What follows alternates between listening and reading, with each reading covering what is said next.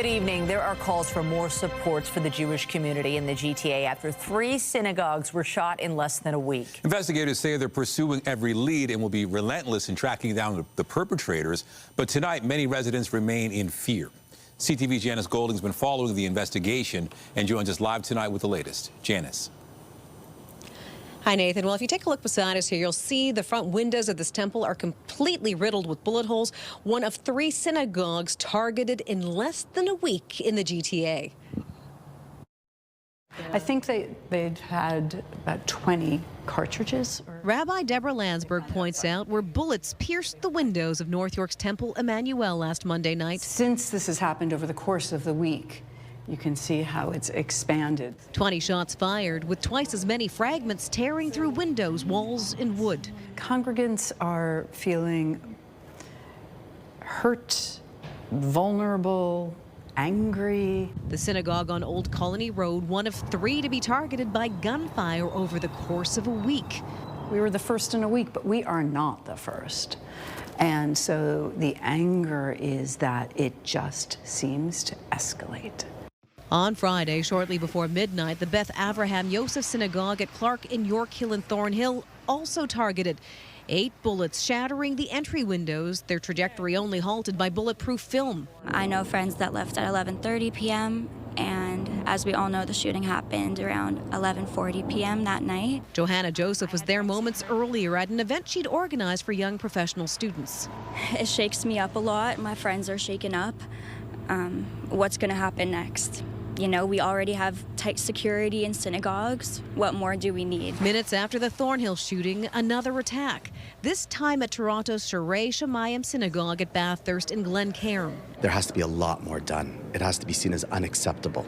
Period. Toronto and York Regional Police say they're currently working together to determine if the incidents are linked. At this time, it would be premature to be able to say that this is the same people that are doing it. But many say beyond coordinated policing efforts, all levels of government need to work together. We need much stronger enforcement of the laws that do exist, and we need one coordinated approach. We need everyone to stand together and say, like, enough is enough. We left the markers that the police had. So far, the shootings have taken place when the synagogue sat largely empty. It's hard to trust that there's not going to be another person who says, I don't want to hit a building.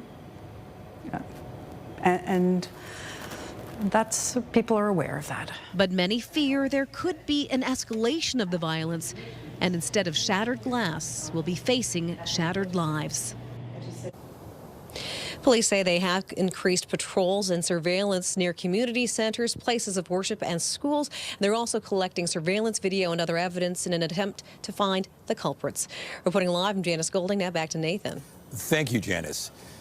Gas prices continue to climb over the weekend, and it appears this week will be no different. Crude oil hit its highest price since 2022 as the war between the U.S., Iran, and Israel continues to impact the global oil supply. CTV's Raheem Ladani has been speaking with drivers. He joins us live with more. I'm sure they're not happy, Raheem. Hi, Michelle. No, they're certainly not. You know, the cheapest gas in the city today was actually recorded at a Husky station on Laird Drive, $1.33.7 per liter. But the vast majority of stations, including the Petro-Canada where we are here on Kipling and Evans Avenue, are hovering around $1.54.9. The price of gas is surging, no question about that, and the cost of other necessities could soon be rising as well. How do you feel about the price of gas right now? It's not cheap. Bad. One word sums it up. The price at the pump frustrating drivers feeling helpless across the GTA. You got to put the gas in no matter what's happening. I'm happy with the price, but we just still got to buy it. More money, so we have no option. The conflict in the Middle East led to oil prices surpassing $100 U.S. per barrel over the weekend for the first time in more than 3.5 years. The impact being felt around the world. Now, the Strait of Hormuz normally moves about 16 million barrels a day of oil and 4 million barrels a day of petroleum products to global markets. And what we're seeing right now is really just a trickle of oil moving through that strait. And so that's what's driving oil prices up. On social media, U.S. President Donald Trump says surging oil prices are a small price to pay for safety and peace. But those filling up disagree. I don't like him. Yeah, the hell with him. Because I'm paying the price now. This woman we met first didn't realize filling her tank was about to be more expensive. Don't really remember from the same last time. But after she got the bill, she came back to tell us. I just see right now, usually I put 45 and it's full. And now it's not even full. While the pain at the pumps is immediate, the war in Iran is driving market uncertainty, which could lead to paying more for everything else. The rise in oil prices is going to be felt absolutely everywhere. It's just going to increase the cost of production. Food analysts say soaring energy prices will also increase fertilizer costs, as 30% of the world's ingredients to make fertilizer comes from the Middle East. Every 25% more in oil equates to about $150 to $200 more you have to spend at the grocery store for a family of four. Potentially driving up the costs across Canada's supply chains. Now, another industry which is also being impacted by rising oil prices is the airline sector. Some jet fuel prices have already doubled since the start of the conflict in the Middle East, and analysts warn that this could lead to rising ticket prices for those looking to book a flight. Reporting live, I'm Rahim Ladani. Michelle, back to you. Thank you, Rahim. Also tonight, feeling the cracks of food bank delivery drivers' vehicle damaged by potholes, prompting City Council to find concrete solutions. But first, did you notice, Rahim, there? It's a little lighter out there this hour than it was last week, and people are eager to take in as much of that daylight as possible today. An early taste of spring brought some unseasonably warm temperatures. CTV's Sean Leathon caught up with people who were out enjoying the sunshine. The sun has come out, warm air is here, Toronto's hibernation is over, and people are saying, it feels like I got my life back. The waterfront at Sunnyside is alive. Runners, walkers, and cyclists of all ages soaking up the sun. Literally the moment the sun comes out, that's why I'm trying to get some vitamin D on my face, because I feel like you're already feeling lighter. I think I even have a bit of a sunburn on my nose. I can be on my shorts. It's miracle for that time of the year. I love it. Rafael Mendez is from Brazil, and while the temperature was shorts weather in the morning, in the afternoon, it was sunbathing weather as the temperature shot up to 18 degrees. Welcome to Toronto, man. Winter time. You need to enjoy this. Believe me or not, my son thinks from here. You'll get a tan here. Yeah. And he wasn't the only one bringing a bit of summer into what isn't even yet spring, as this kite surfer set out on Lake Ontario. Meanwhile, the skating trail at Colonel Sam Smith Park is melting as staff are doing all they can to hang on, knowing that these temperatures won't last. And that's something every Torontonian seems to know already. Do you think winter's over? No. I feel like it always tricks us, and I feel like there's definitely going to be a cold spell, especially since my birthday's in March, so I always get fooled by this. We're going to have a crappy end of March. First week of April, Easter is going to be cold. I hope, on my mind, I hope it's done, but it's not. For now, we have the sun. And Rafael Mendez says we must live for today. Be outside, enjoy this beautiful weather, talk to everybody, smile. Life is too short. It's go too fast. And he's right. Soak it in, because this will be gone, and the cold will return. Sean Leathong, CTV News. Wow. All right, we got more news in a moment. First, a look at the forecast. This run of mild temperatures continues, at least for a few more days. Maybe not conditions to disrobe, but certainly no jacket required. Hey, Lindsay. Yeah, no jacket required today, Nathan. You might want to wear some other things, but as we take a look at the current temperature, wow, 19 degrees just fell to 18 in the city of Toronto, 18 degrees this hour in Hamilton and Niagara Falls. Let's check in on Windsor, still 21 degrees right now. What a day. In addition to these mild temperatures, we had all that sunshine. You will find it just a little bit cooler for some lakeside communities, including the Toronto Islands, Ajax and Clarington. Part of the reason for this warm up today, gusty winds out of the southwest, now gusting close to 60 in and around Hamilton. As for the sun, we've had a whole lot of it mixed with some cloud cover. However, things are changing. A special weather statement was issued by Environment Canada today. That's warning of some pretty heavy rain midweek. So we'll talk about that coming up. There's your evening and your overnight at a glance. The warmth sticks around for a little while, but conditions change as early as tomorrow. We'll take you through the forecast just ahead. For now, Michelle, over to you. Thank you, Lindsay. Well, the conditions certainly didn't hinder city crews today who were out today working to fix the plethora of potholes that have popped up on Toronto streets. The cracks have been costly for some drivers who've suffered damage to their vehicles, and pothole claims to the city have surged. CTV's Natalie Johnson has the details. The shelf here is when we go on the street and help people. In the Food for Now pantry, Danielle Lozan was packing up snacks and meals for those in need in his South Etobicoke neighborhood. Lozan does food pickups and deliveries in his own personal vehicle as part of the initiative he started after once being homeless himself. I notice in my community there's people that are left behind, that are falling through the cracks, and so this is how I started. But his daily delivery drives have become worse than ever, he says, because of potholes. It's not just one. If you look at how deep this is. And 2 weeks ago, when he couldn't avoid one on New Toronto Street, changed the bearing on this one. Hitting the pothole cost $1,800 worth of damage to the undercarriage of his van. It's not being taken care of, especially the major route, right? I understand, you know, the little streets, okay, but when you're on Lakeshore or on a busy street, you can't just go around. Toronto drivers filed more than 2,300 pothole claims in January and February this year, a 292% increase over the same period last year. Today, 58 crews were out trying to tackle the problem, repairing the roads. Hopefully making the roads a little safer for Torontonians.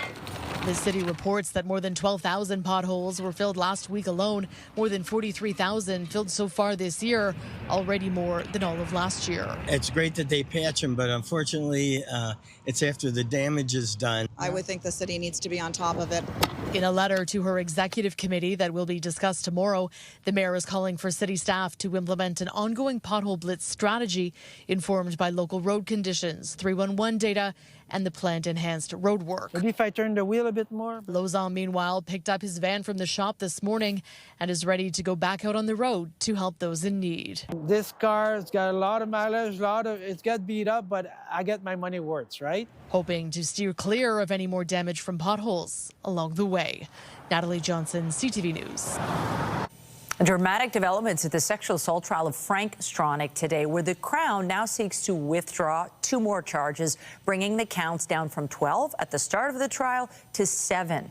The 2 sexual assault charges relate to 2 complainants, both alleging they were raped. Prosecutors conceded after reviewing evidence they cannot meet the threshold of proof beyond a reasonable doubt. The defense began its case today, calling 4 witnesses, including a man whose company sold condos where Stronach owned his, a police officer, Stronach's former driver, and a woman who worked with Stronach's horses. When asked directly if she worked with one of the complainants who'd also testified she worked there, the witness says she didn't know her. As of now, the trial will move forward with 4 complainants instead of the initial 7. Stronach has pleaded not guilty to all charges. Police have arrested one of 2 suspects linked to a fatal shooting in Vaughn in January. 19-year-old Jacob Wallace is charged with first-degree murder and arson.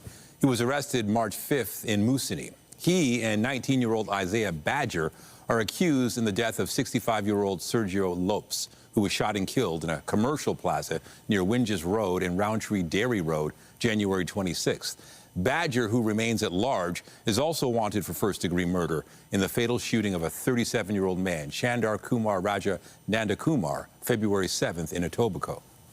Shots were fired downtown last night. Police called to the Queen Street and Denison area around 12:20 a.m. for reports of gunfire. They found bullet holes in the windows and doors of a building. Investigators have not provided any information about possible suspects. No injuries reported in this case. And police are searching for a suspect in connection with an assault in Scarborough. Police have released video of the incident, which happened near McCowan and the 401 shortly after 3 Saturday afternoon. The suspect punched through the mesh window of a security booth and began stabbing a desk inside with a knife. The person in the booth managed to get out and was not hurt. The suspect then ran off. He's described as a man with short gray and blonde hair. He was last seen wearing a black leather jacket and blue jeans. A firefighter was taken to hospital for smoke inhalation following a blaze at a townhouse complex in Hamilton. Crews did an amazing job. We had 2 aerials up at the time.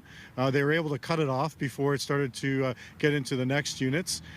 So it was predominantly an exterior firefighting operation today. Crews did and were able to get inside to some of the units to check and make sure there are no occupants.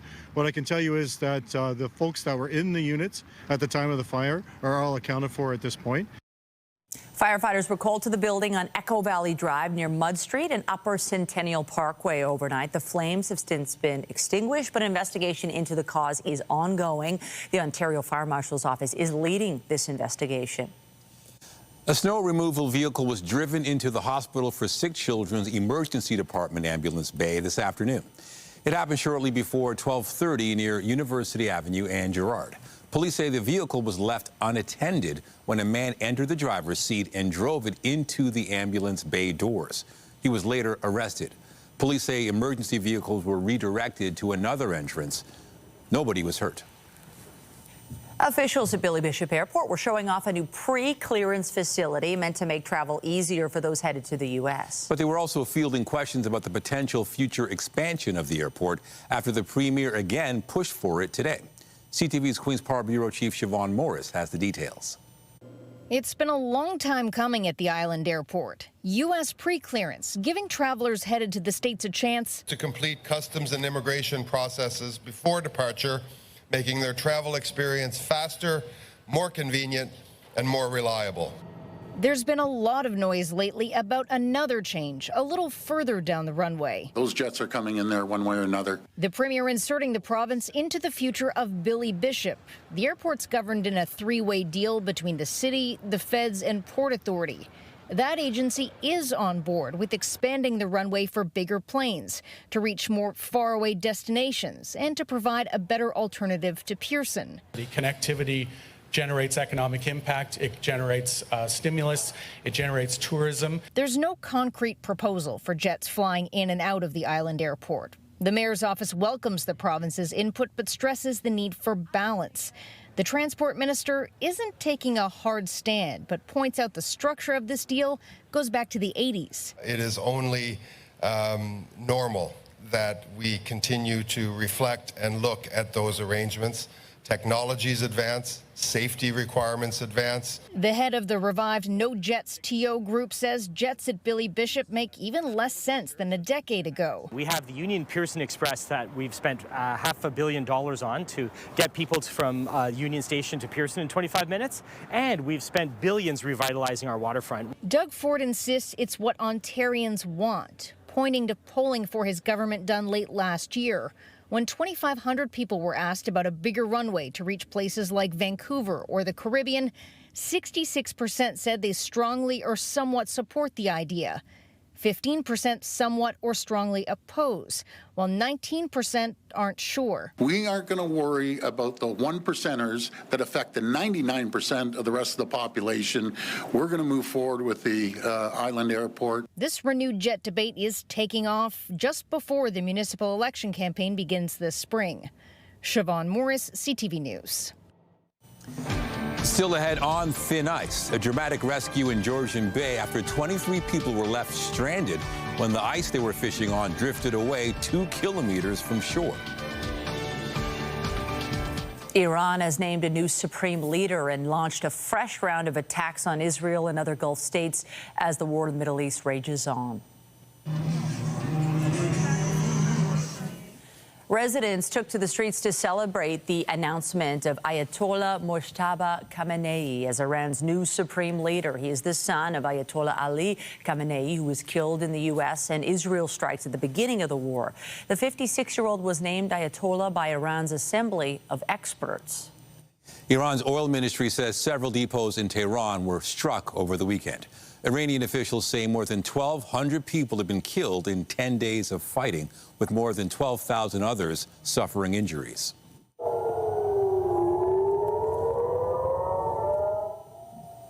Meanwhile, sirens sounded in several Israeli cities overnight as a result of Iranian missile attacks. Officials say at least one person was killed in the latest round of strikes. And Israel's military has also launched strikes into Lebanon, targeting what it says are Hezbollah-linked financial institutions in Beirut. Israel ordered residents of a Beirut suburb to leave ahead of the strikes.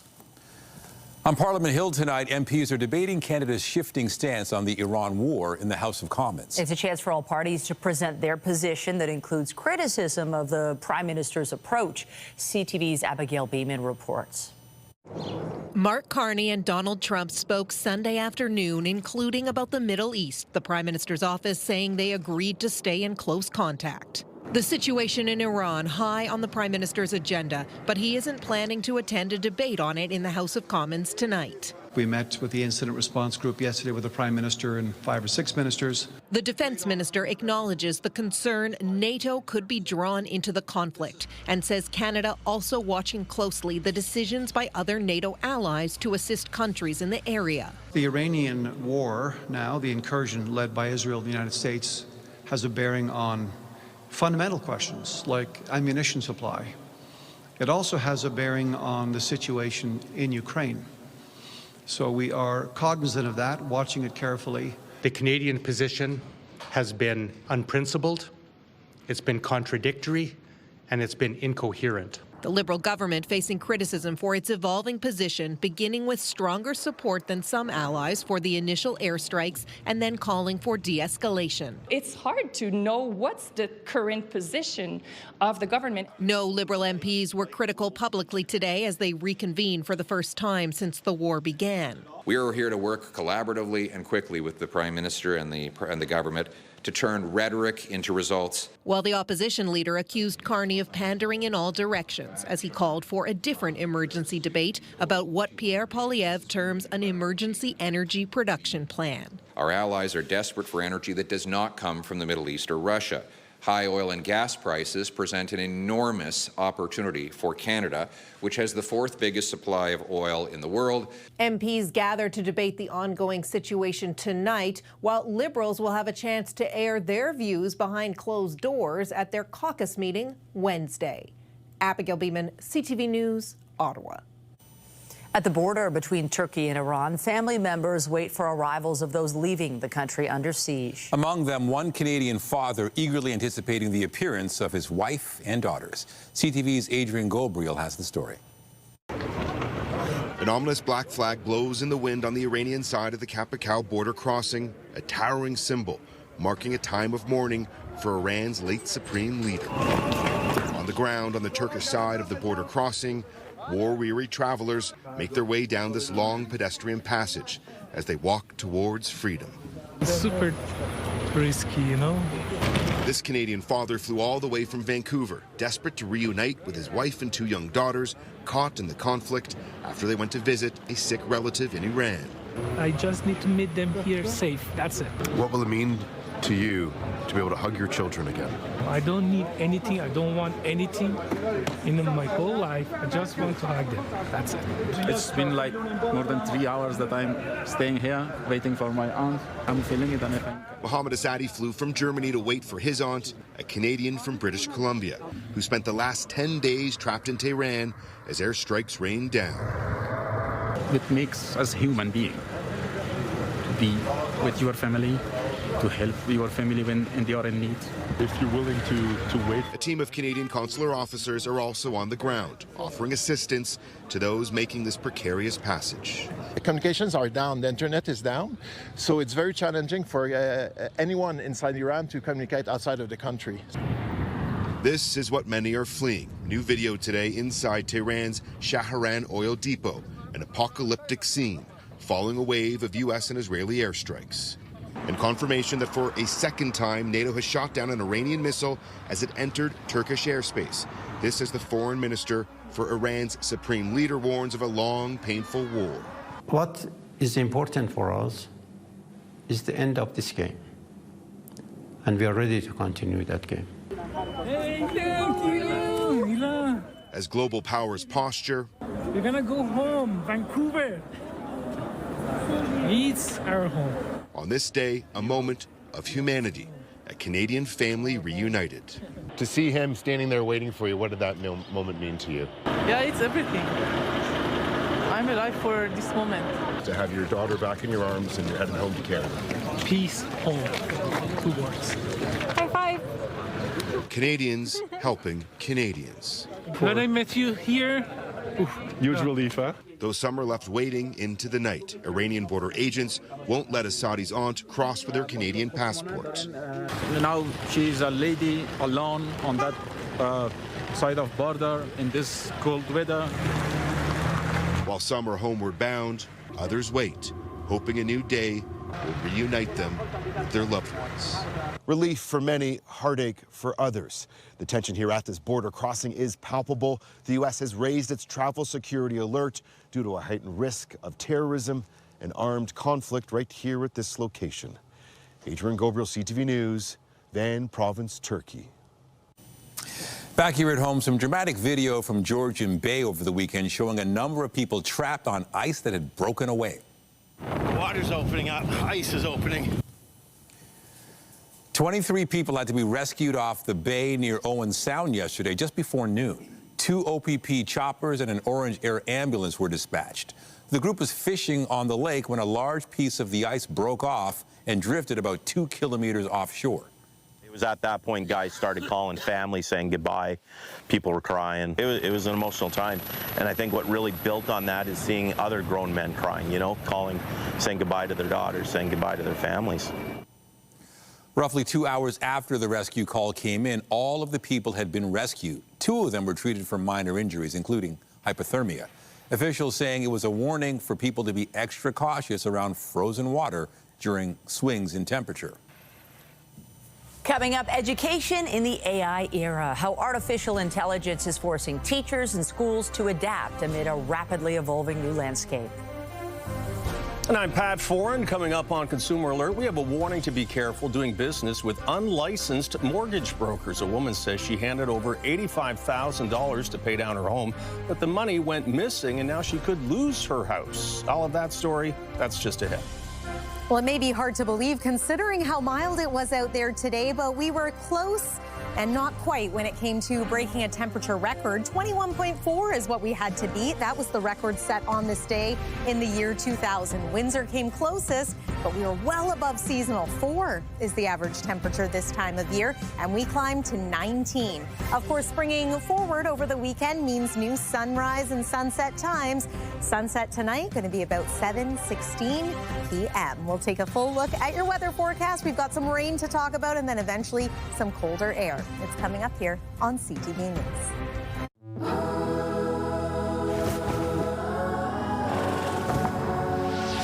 The World Cup is coming to Canada.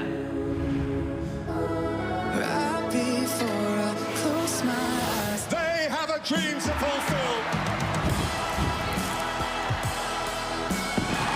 Canada, this is the moment we've all been waiting for. That's what they came for!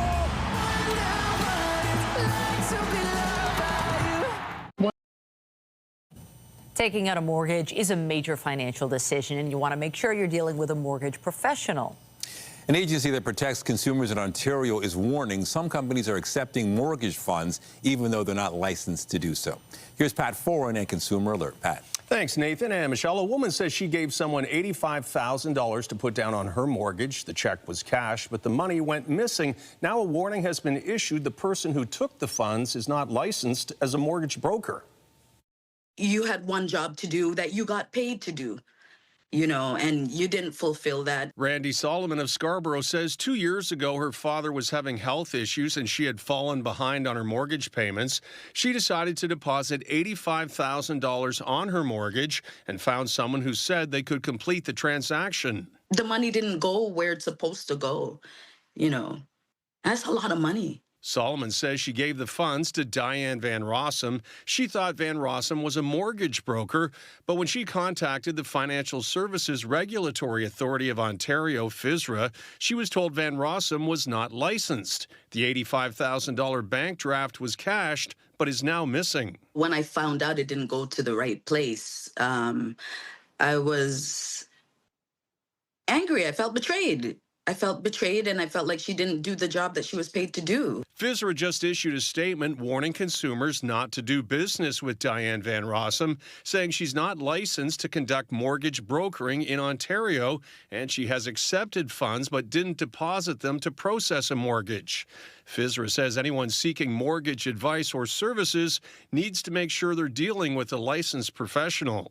I would encourage consumers to ask a lot of questions of the mortgage broker that they're working with. Mortgages are not easy products. You can also check FSRA's website to make sure a mortgage broker is licensed to operate in the province. They can do that by putting in their name or their license number or their brokerage name. I would also check our enforcement database to make sure that the brokerage doesn't have any actions recently taken by FSRA against them. Solomon says the $85,000 was to help her keep her home. Without it, she's worried she could lose it. The situation is still the same. My home is still up for foreclosure. And consumers are also advised to be careful if they're involved in private lending. It can be very risky, and we've heard from viewers who have taken part lending out large amounts of money only to lose it all. On your side, I'm Pat Foran. If you have a consumer story idea, email us at alert@ctv.ca. Well, hopefully you got outside today. It's been so fun watching the temperature go up and up and up. But even if we didn't break a record, it feels glorious. Yeah, especially when you get all the sunshine that we got today. It makes a big difference. Yes, some communities in southern Ontario over the last couple of days have hit 20 degrees for the first time this season. And it's still early to mid-March, so this is nice, I think, for so many people after what was a long, cold, snowy winter, a nice little change of pace for so many. Let's take one more look outside, and you're going to see, yeah, that's a beautiful blue sky there. And we've mentioned it already, but it is nice to enjoy some daylight at this hour. We're bringing back the post-dinner strolls where the sun is still out. Always love this time of year for that. And of course, a bright sunny day really highlights it. The comfortable temperatures, just an added bonus. Look at the temperature difference right now from Windsor at 21 degrees to Peawanuck at -20. A 40-degree temperature difference depending on where you are in Ontario. We are still at 18 degrees at Pearson Airport. We made it to a high of 19 this afternoon. So hard to believe that that wasn't record-breaking, but it was close. Overnight tonight, we dropped to a low of +3. Above seasonal, above freezing, and generally speaking, conditions remain pretty calm and quiet. We will see the wind settle down, a bit of an increase in cloud cover, and then tomorrow it's going to look a little different outside your window, but at least it's still going to be decently mild. 11 is what we're forecasting for a daytime high, and you can expect teen temperatures again tomorrow in some communities, but for most parts of the GTA and especially in through eastern parts of Ontario, it will be cooler and certainly more unsettled. The even colder weather is going to arrive a little later this week, so we'll talk about that and your weekend forecast in just a moment. But let's discuss some active weather. We are under a special weather statement now here in the city of Toronto. This is warning of a system that's going to develop midweek and bring us some pretty heavy amounts of rainfall, especially if we get some embedded thunderstorms. So these numbers could fluctuate a little bit over the next little while here, and they are highly dependent on whether or not there is in fact a storm or not. But what we do want to emphasize is the point that the ground is still somewhat frozen. It's not going to absorb all of this rain and this melting snow. So watch for scattered showers tomorrow. Fog and drizzle to start off. Scattered showers by the late afternoon and evening. Here's our first risk of thunderstorms overnight and into Wednesday. Look at communities east of Georgian Bay and into the Ottawa Valley. Ice storm potential with some freezing rain midweek this week. There's midday on Wednesday, so we're still dealing with some heavy amounts of rain around the Golden Horseshoe. This will clear out for Wednesday evening. The wraparound effect means colder air moves in. First chance of flurries is going to come Wednesday night as our temperature goes from a high of 11 degrees to below freezing at night. And then it's noticeably colder for Thursday and Friday. Friday, we could get rain or snow, and that's not the only day. Check out the weekend. Highs right near the freezing mark, overnight lows below. We're going to watch Sunday for the chance of some snow or rain showers as well. Winter maybe not completely finished with us. That's the forecast for now. Michelle, over to you. Thank you, Lindsay. Also tonight, greater awareness or a troubling trend. Prescriptions for ADHD medication for adults have doubled in Ontario since the pandemic. We examine the research. The integration of artificial intelligence in daily life is undeniable. People turning to it at work, in their spare time, and at school. The landscape of learning is in flux, the rule book needing a rewrite amid a technology that is rapidly becoming part of classrooms from elementary school to university. Who or what is faster? People or Gen AI? This generation of students is growing up unlike any other. In an all-new AI era, lessons are evolving beyond the basics. Yeah. I see circle or potato. These grade 2-3 students at Agnes McPhail Public School learning how AI works. The algorithm searches for something. It searches for information and its limitations. Sometimes it can make mistakes. While these grade 6-7 students are being taught to use it responsibly and think critically. AI is just using the code that human gave it. I don't know what AI is capable of. How is AI like a toaster? Tell me. It's like sometimes when you put like the bread in a toaster, it might get burnt. It's similar to like when AI gives you the wrong information. Teacher librarian Diana Malashevsky, also known as Miss Molly, is helping navigate the way forward at the TDSB. When you search for it, make sure you write -AI so that it doesn't automatically come up with an AI answer. Her approach is one of curiosity and caution. I don't want students to think that thinking isn't worth it anymore, that the creative process isn't worth it, because AI could do it so much faster. But with AI capable of so much now, even generating this bridge right here in the middle of my story, figuring out how to prepare students for the future is complex. At the University of Toronto, Professor Susan McCann is at the forefront of efforts to integrate AI into education, infrastructure, and operations. It's a monumental shift. The chair of U of T's AI task force says AI is here for the long haul, and currently about 95 courses have AI tutors to support learning. It is upending many of the standard practices that we have honed over many generations of educators. At the same time, it's also offering unprecedented opportunities for new ways of teaching and new ways of assessing learning. You don't have to search far to find students tapping into the tool, from Microsoft Copilot to ChatGPT and Claude. I have found that it helps a lot with breaking down my information and distilling information from lectures, but I still find that sometimes it does hallucinate. In some cases, grappling with what is acceptable use. Brandon Terry is working on his thesis and doesn't want to risk his academic integrity. How do you use it? Can you use it?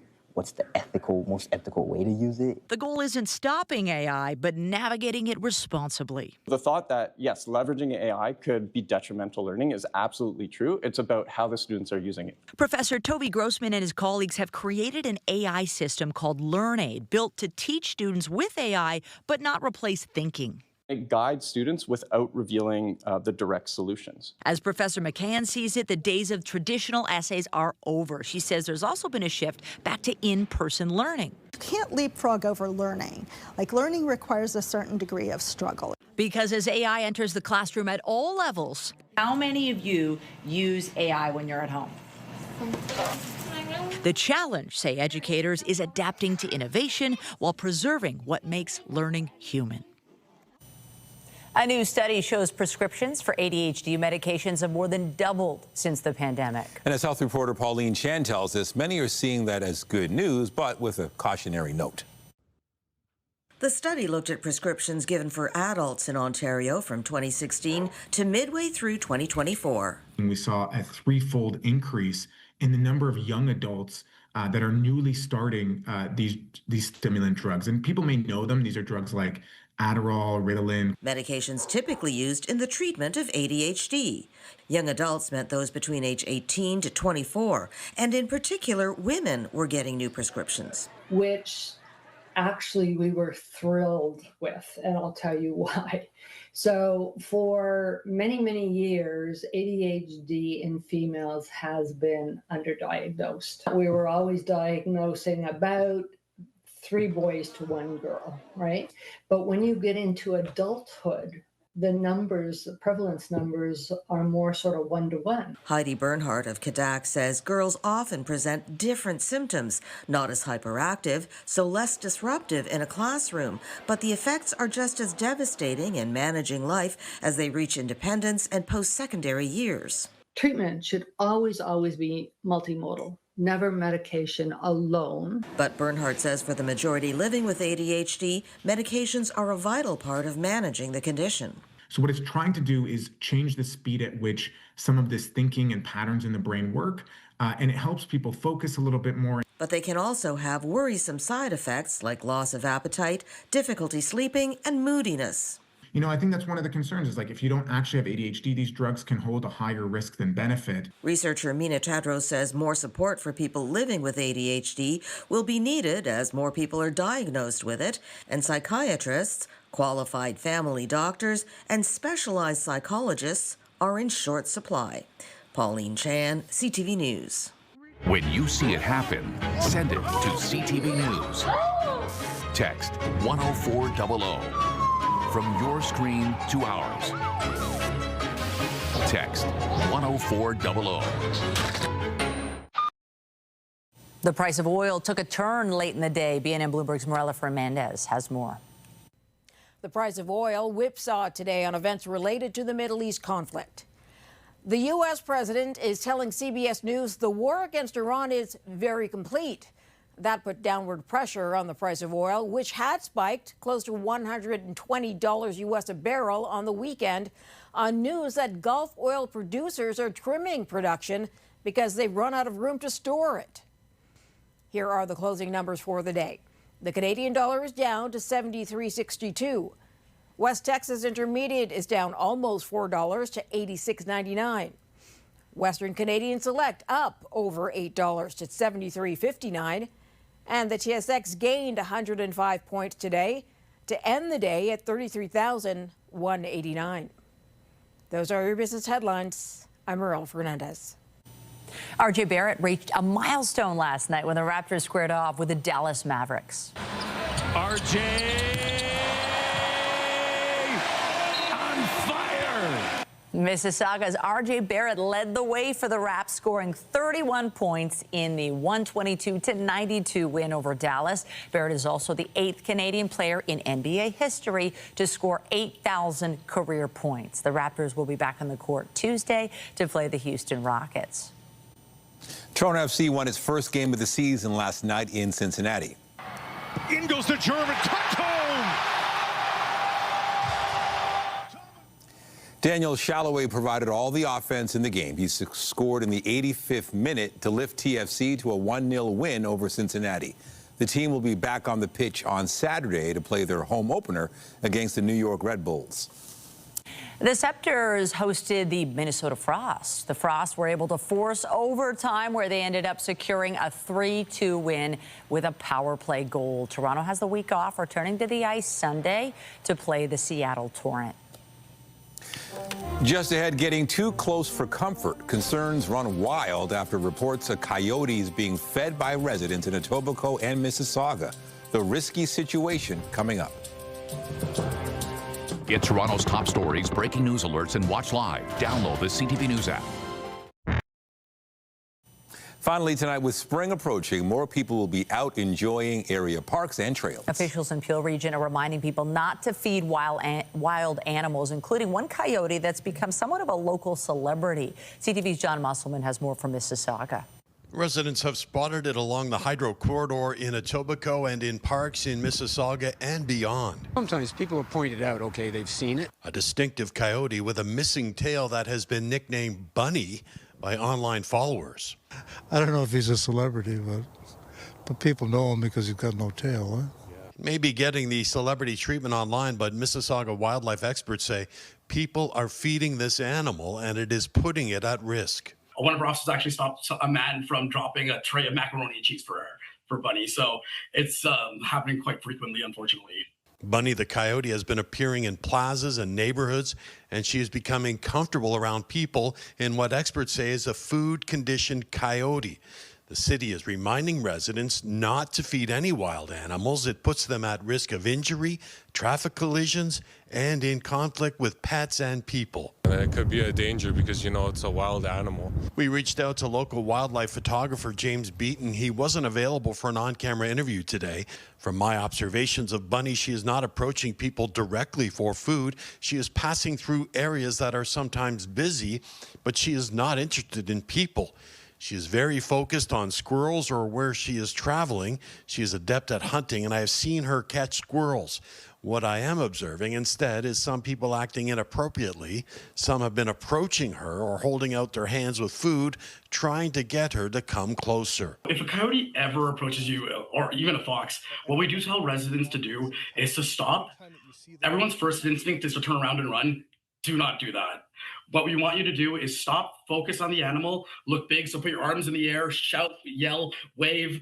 Here's how residents can help when dealing with coyotes. Never feed them, secure garbage and compost, clean up food scraps around yards, parks, and outdoor eating areas, and keep pets on a leash. John Musselman, CTV News. Good advice. You can see the blue sky today, warm temperatures, but we also have a special weather statement. Yeah, so all of a sudden we're going to flip into another dimension when it comes to the weather, but we do want to take one more look at the current conditions outside. Sunshine, 18 degrees, and still 21 this hour in Windsor. Tomorrow we are still in the double digits. 11 is what we're forecasting, but notice that difference. Cloud cover, showers, a bit of fog and drizzle. This special weather statement is warning of some heavy rain, and you can see it here on our forecast radar. This is more so for tomorrow overnight and into Wednesday. And once again, periods of freezing rain expected for areas north and east of here. This is the 7-day forecast, so much cooler conditions by Thursday and Friday. We are also watching Friday and Sunday for the possibility of rain or snow. Michelle and Nathan. Thank you, Lindsay. That's it for us. But be sure to join Omar Sachedina tonight at 11 for CTV National News, followed by Zarada Alman with our next local newscast at 11:30. Meantime, our coverage continues anytime on CP24 and at ctvnewstoronto.ca. For Lindsay Morrison and the whole team here, thanks for watching. Have a great night. Great.